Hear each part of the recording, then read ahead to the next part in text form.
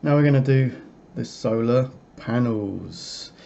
So they're all the same, the only difference being two of them are more upright and two of them are not so upright, but essentially they are going to be the same colour. Last videos I painted this, so this was the first video of painting and this was the second one. Pretty happy how it's turned out so far. So let's do this. So let's start with the solar panels themselves, the actual panels inside. Obviously I spray painted them Krylon black, not Vallejo black as I said in my last video. I don't know why I said that, I wasn't really thinking. Krylon, I use Krylon, cheapy but quite good spray. I believe I have a little bit of Chaos Black left in here. I did repot this into a I repotted it into this, which is also black, yeah, but there's still some left in there, so let's see if I can open it. That's why I repotted it, because and the lid's all broken. This is probably 30 years old. So although it's black, we want it to be slightly less matte, so I'm gonna, so Citadel colours have more of a silk finish or whatever, so just going to go in and go over the black with black, painting black on black. How interesting is that? You must be enthralled. And I'm going to do that for all four, so there we go. Right, that's the first one. Right, they're all done. Next I've got to think about what colour to do the framework. While they dry, I'm going to cogitate furiously. Well, they're not quite dry yet, but I've decided to use Runefang steel on the framework. I had a look on the internet, Google image search, desert solar panels, and there are solar farms in the desert, and basically the solar panels have either stainless steel or kind of metallic or white frameworks. I want to avoid white, so I decided on stainless steel, mithril silver, and as always it's going to be weathered up anyway, so fear not. Right, let's start with the side, and as I said, it's going to be weathered up, so you don't have to get it perfectly flat. Doesn't matter if some black shows through.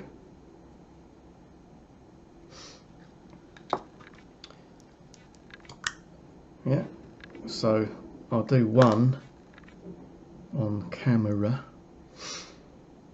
and then I'll do the others off camera, because it can get tedious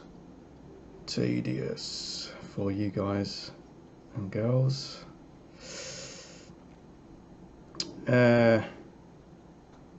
So like I said before, you need a system. So start on one side and work your way to the other side, otherwise you'll end up missing a bit.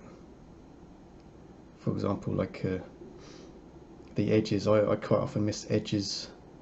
Yeah, so I do the flat surfaces and then I miss the edge, and then I have to go back and do it, which is really inconvenient once you've weathered it and done all kinds of stuff to it. Right, do the crossbeam now, crossbar, do the edge, do the under edge. Shall I paint the bottom of it? It might be worth doing, because I dare say they'll get thrown about, knocked over, blown up.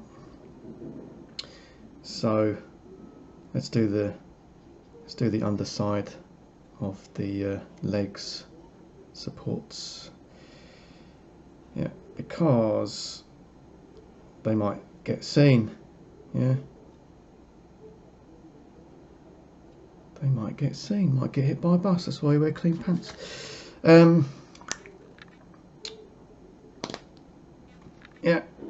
let's continue trying not to touch the bits I've already painted, because you don't want fingerprints. Fingerprints are so easy to spot on a painted model or bit of terrain. Right, done the inside, great. Right, there we go.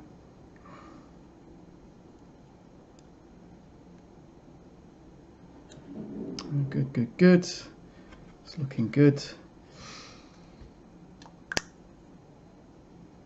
Yeah. I might put a transfer, because there's a big flat bit on the back, big flat surface.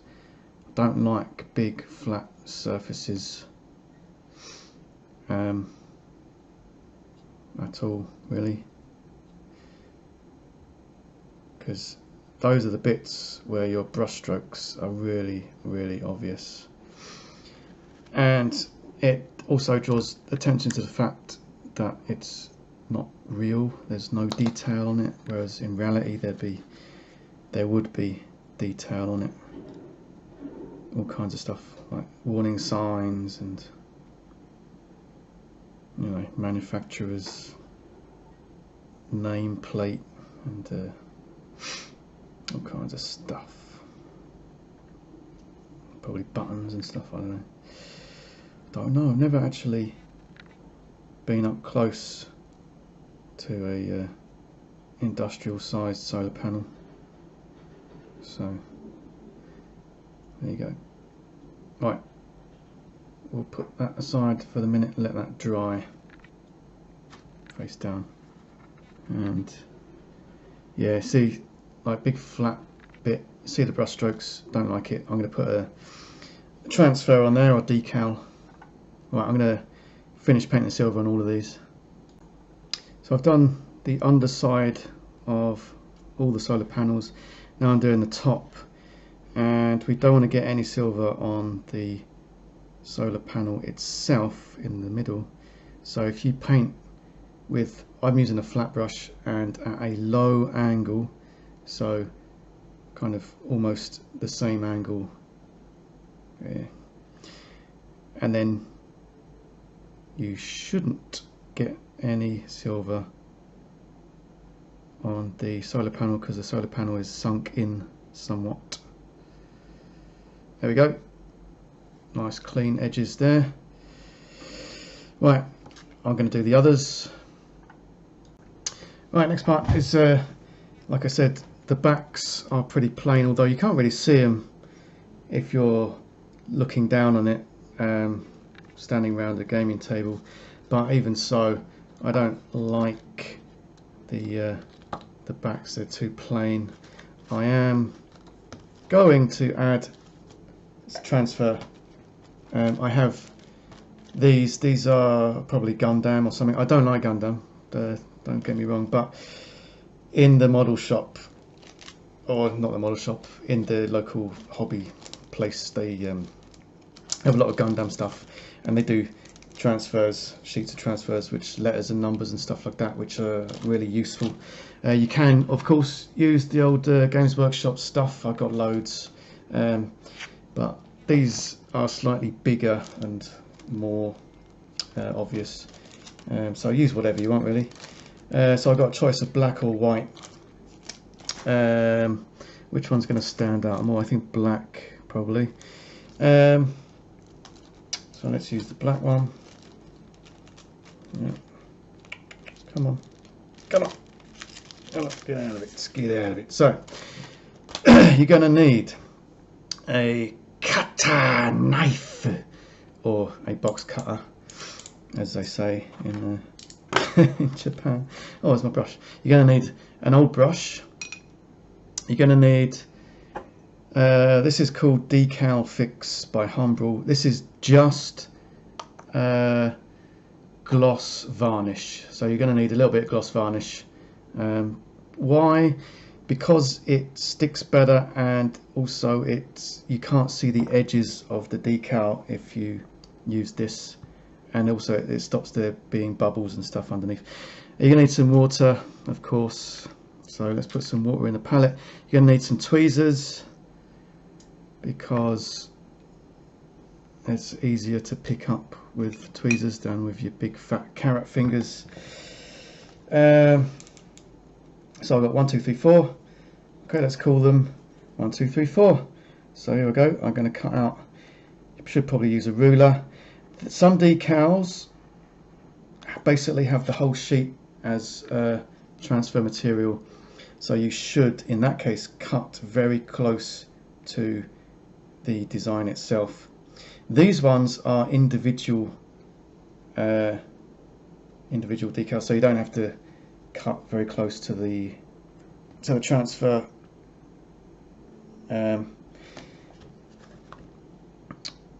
Because if there's a lot of transfer material around the design, it's much more obvious that it's a transfer. Oh yeah, earlier I said about these frames being made of stainless steel. Of course they're not. Of course they're not. Made out of aluminium, or if you prefer, aluminum. Right, I'm going to cut these out individually. It's sticking to my fingers. I've got sweaty fingers because it's up. It's like 40 degrees, 40 something degrees. It is hot. It is Betty Swallocks out there. Right, and then there we go. So I've got 1, 2, 3, 4. So we take the gloss varnish. I'll just do the first one to show you because you don't need to see me do it 4 times. Take the gloss varnish. Take the old brush. I use this for bloody everything, don't I? Get some gloss varnish. Let's do this one. So spread it on the model. It does dry out pretty quick. Make sure it doesn't pool, so lay it flat. Make sure it's laid flat.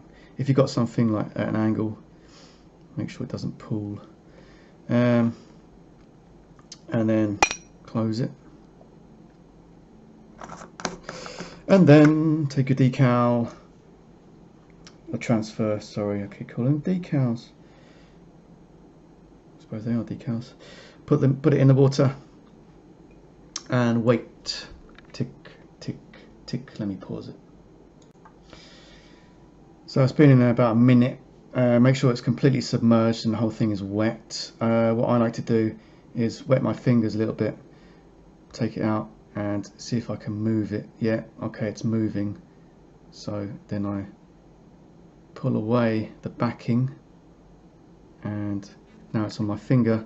I take the decal carefully with the tweezers and then I try and place it on as straight as possible. Yeah, if it's not straight like this, you use the tweezers to monkey it around a bit. There you go. That's kind of straight, isn't it? Straight enough. Right, the weathering we haven't done yet. We're going to do that next after this is dried, because we're going to weather over the top. It's no point in putting a transfer over the top of your weathering, because then it looks like a transfer over the top of your weathering, because you want rusting to show through. Right, awesome. Right, there they are, they're done. 1, 2, 3, 4, and I put them next to each other so I make sure the numbers are kind of in the same place, the same height and stuff like that.